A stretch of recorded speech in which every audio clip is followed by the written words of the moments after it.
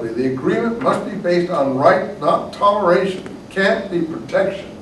We don't want George Bush Senior now, offering us missiles. That's what the big mistake the Israelis made in the first Iraq War, letting America, stop them from defending themselves when Scud missiles were landing.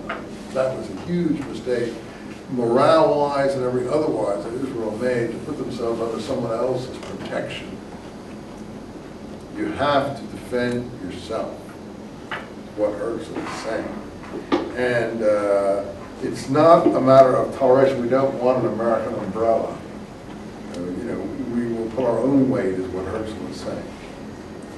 And indeed, we have had enough experience of toleration and protection, which can be withdrawn at any time, which is, unfortunately, see, he's very clear. Now, this he's saying to the Congress of the delegates from all these countries who are coming to meet. Thus, if we assume that there are 9 million Jews in the world, that it would be possible to colonize 10,000 Jews in Palestine every year, the Jewish question would require 900 years to solve. So at his time, there are 9 million Jews in the world. He estimates. 6 million evaporated. But I think today there are, I don't know how many in America, because I think the numbers are dwindling because of the assimilation that is occurring at a very rapid rate. There used to be 6 million Jews in America. Maybe now there's about 4 million, 4.5 million maybe. So there's 5 million in Israel, and there's about, 2 or 3 million in Europe and so on. So 5, 4, 9, I guess you've got, even with the Holocaust, you've got 10 or 12 million left. Not all particularly conscious of who or what they are. So, well, you see, things aren't so bad. Yeah, but you can imagine how things would be if the Holocaust hadn't happened. You see. There would be, if the Jews have been so successful in Israel as they have been under these circumstances, under the circumstances Herzl envisions, then the Arabs really would have had something to worry about. I don't think they have a great deal to worry about at the moment. Jews aren't going to conquer the Arab countries. Not that they should or ever wanted to. Anyway. On the other hand, you know that to count 10,000 settlers a year under existing circumstances in Palestine is really rather incredible. He's been traveling a bit. He knows the reality. The Turkish government would doubtless unearth the old immigration restrictions immediately.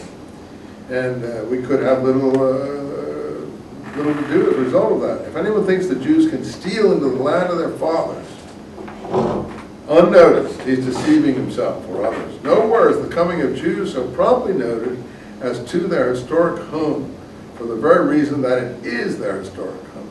That's interesting. Don't think you can just steal into Palestine unnoticed.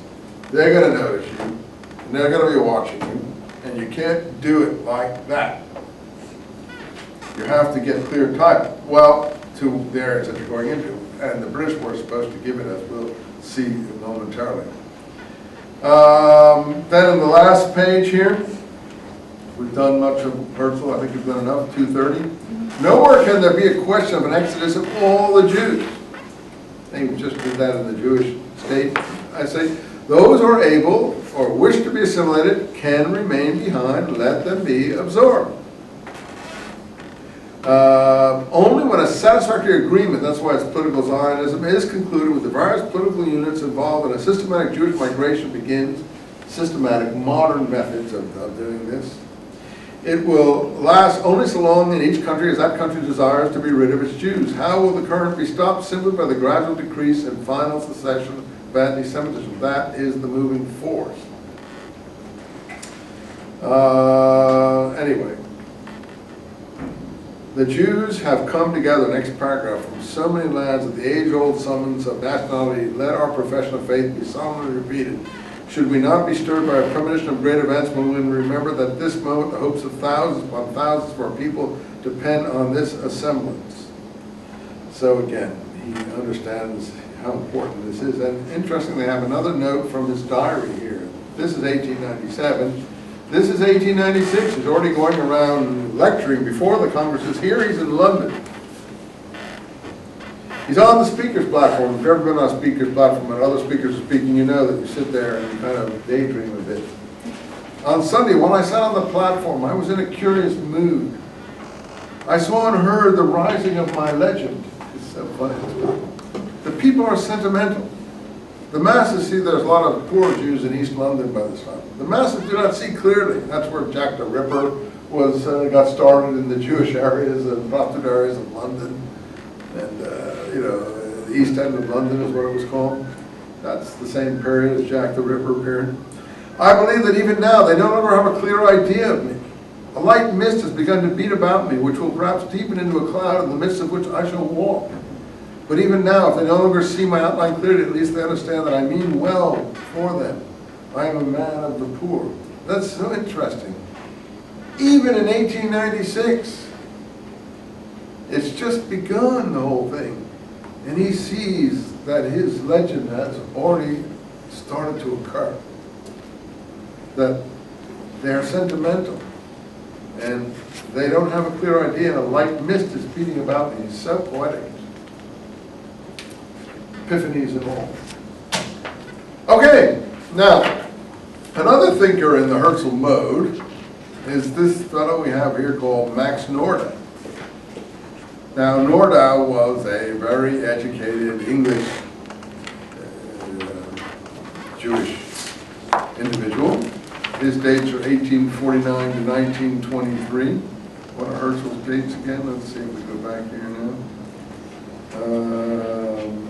1860 to 1904. So this fellow is about,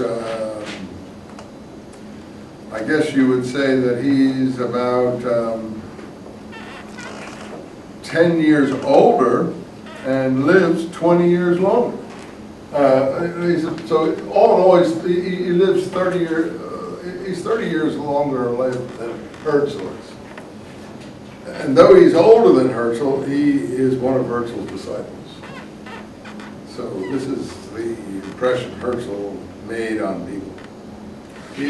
This Nordau was also probably from a well-to-do family in England, and as he says in his right up here, when he came to England to expound his Zionist ideas, 234, there's a story, maybe apocryphal, that Herzl came to Nordau, and after several days of conversation, Nordau supposedly said to him, "If you are crazy, then so am I." He'd